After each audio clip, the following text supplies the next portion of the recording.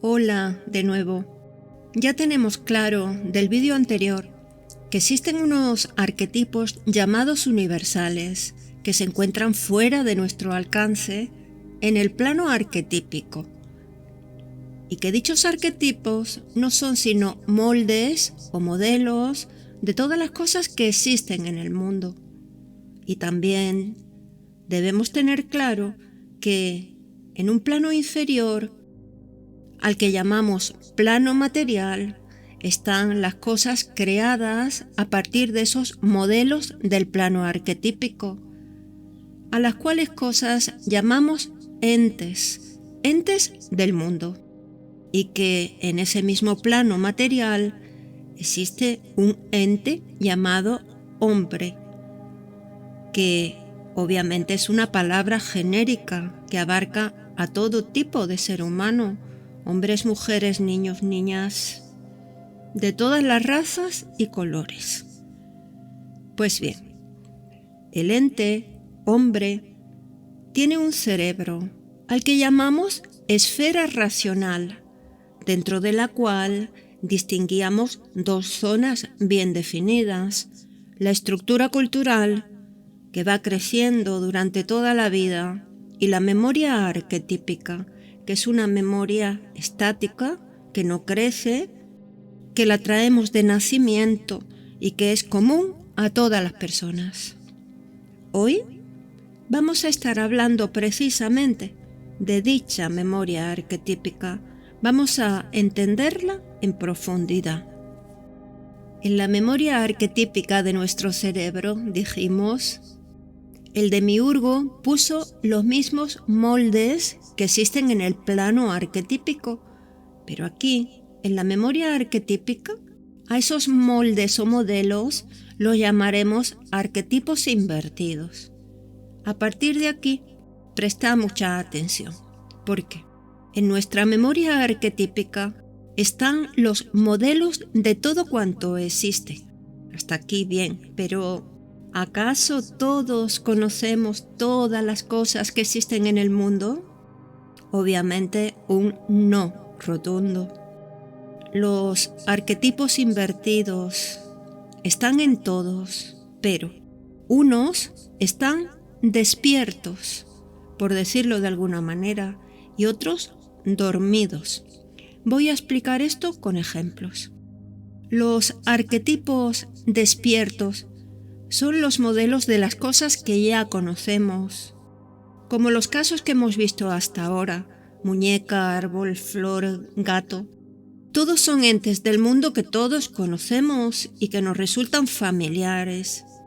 Resulta que la primera vez que vimos un gato, cuando éramos niños, un gato real, en ese justo momento, por primera vez, buscamos en nuestra biblioteca de modelos algo que se ajustaba a eso que vimos.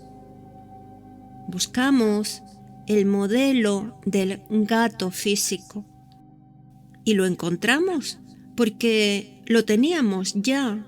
Nacimos con el modelo gato en nuestra memoria, aunque hasta ese momento estaba dormido. Nunca antes habíamos visto un gato, pero el modelo estaba ahí, dormido, como digo, latente, esperando que viésemos un gato para despertar su arquetipo invertido correspondiente. Y se despertó por primera vez en aquel momento de nuestra niñez, cuando vimos por primera vez un gato.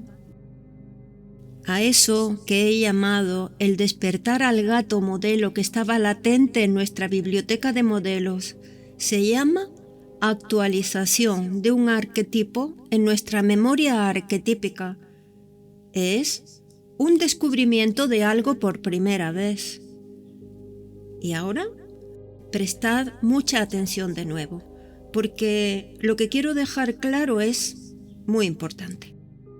Ese arquetipo invertido luego se manifiesta en la estructura cultural, pero se manifiesta ya despierto, ya descubierto, ya lo despertamos en la memoria arquetípica.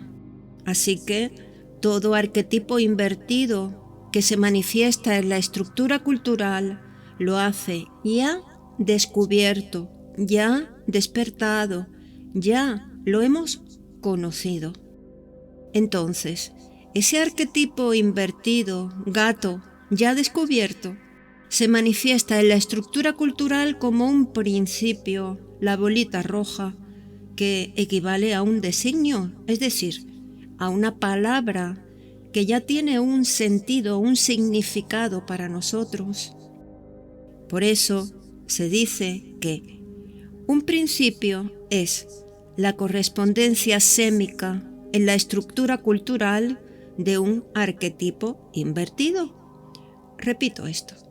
Un principio es la correspondencia sémica. Sémica porque es una palabra con un significado y es una correspondencia en la estructura cultural de ese arquetipo invertido gato. Con otras palabras, cuando vemos un gato por primera vez, se despierta su modelo, su arquetipo invertido en nuestra memoria arquetípica. Y una vez despierto o actualizado, se manifiesta en la estructura cultural sémicamente. Ya tiene un significado para nosotros la palabra gato, que es la bola roja o principio. Ahora, justo en este momento, os tengo que decir algo muy importante, que los entes pueden ser simples, pero normalmente son compuestos. Un ejemplo de ente simple sería un átomo, pero esto de momento no nos interesa, pues los ejemplos que hemos visto hasta ahora son de entes compuestos. ¿Y por qué? Os preguntaréis. Porque los entes compuestos tienen arquetipos del ente completo y otros de sus características, como vimos en la primera y la segunda operación de la razón. Recordad, se actualizaba primero el ente muñeca como designio y luego las características o propiedades o elementos como relación. ¿Y por qué? Recordemos el ejemplo de la muñeca. Tenía un arquetipo del ente completo y otro de sus características, como vimos en la primera y la segunda operación de la razón. Se actualiza primero el ente muñeca como designio en la estructura cultural y luego se actualizan las características de otros arquetipos de la muñeca como relación. ¿A qué viene esto ahora? A que el ejemplo que hemos puesto de gato como ente es un ente compuesto, porque existe el arquetipo gato y además otros arquetipos que hacen que los conozcamos como raza, las características de la raza. El ejemplo que he puesto de gato es muy conocido para todos y ya estaba actualizado en su totalidad y en sus partes. Ahora voy a poner un ejemplo de una flor que no hemos visto nunca y que también es un ente compuesto. El arquetipo flor ya lo conocemos, pero cada especie de flor tiene unos arquetipos adicionales que aún no conocemos, y esto es lo que ocurre con esta flor. Por lo tanto, las características o elementos que definen a esta flor en concreto están en la memoria arquetípica, pero en estado latente, hasta que no veamos la flor por primera vez. Pues vamos con el ejemplo.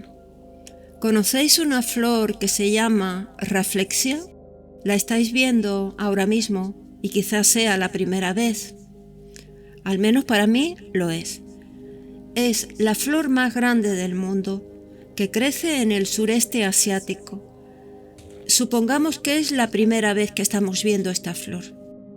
La flor ya está como arquetipo flor, incluida en la categoría flor arquetípica, en nuestra memoria arquetípica.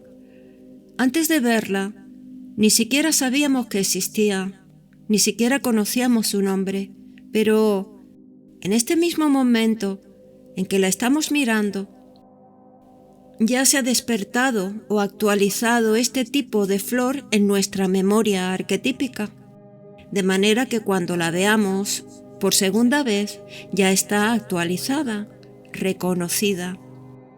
Porque una vez que la hemos visto y se ha despertado o actualizado los arquetipos correspondientes a la flor Rafflexia, las características de esa flor se manifiestan o estructuran en nuestra estructura cultural como la palabra Rafflexia se ha actualizado sémicamente. Entonces, la flor Rafflexia es ya como el gato. Ya lo hemos integrado, incorporado como otro elemento de la estructura cultural, la cual irá creciendo y creciendo a medida que vamos viendo cosas nuevas en el mundo. Y ahora una última cosa. Hemos estado hablando mucho de principios, relaciones, estructuras y otras cosas por el estilo. Y todo esto es tan abstracto. Por eso he querido compartir una imagen real de lo que podríamos estar hablando. Me refiero al entramado de neuronas y axones que tenemos en el cerebro. En la imagen vemos algo muy similar a principios y relaciones. Los principios equivaldrían a los núcleos de las neuronas, que son las células del cerebro, y los axones serían los enlaces que interconectan a las neuronas cada vez que estamos aprendiendo algo nuevo. A partir de esta imagen podemos ver lo difícil que resulta definir con palabras tanto la complejidad de la estructura como el funcionamiento del cerebro. Leemos en el libro: la memoria arquetípica es todo el cerebro. Por tanto, para la sabiduría hiperbórea, todo el cerebro es memoria arquetípica. Y también nos habla la sabiduría hiperbórea de la ciencia. Nos dice que para la ciencia biológica, el cerebro es una organización celular especializada. Pero a esto habría que añadir que nadie logró ni logrará jamás descubrir empíricamente los arquetipos que, según hemos dicho, constituyen todo el cerebro.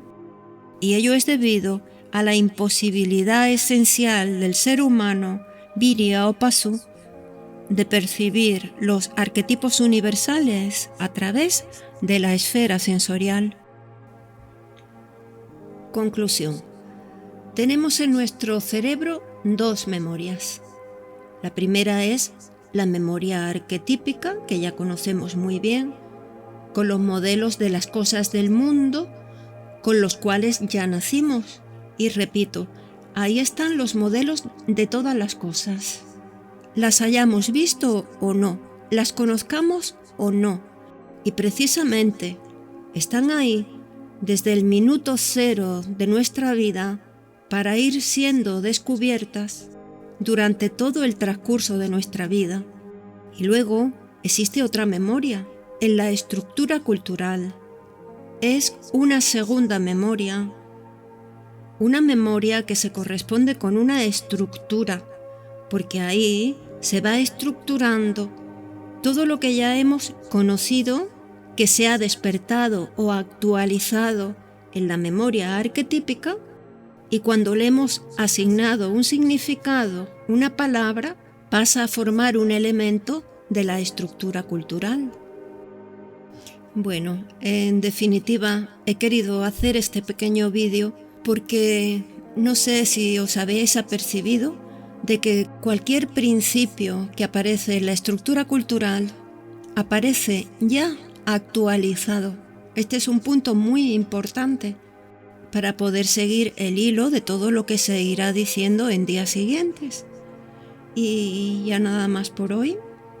Fuerte abrazo a todos, que estéis bien y hasta el próximo día.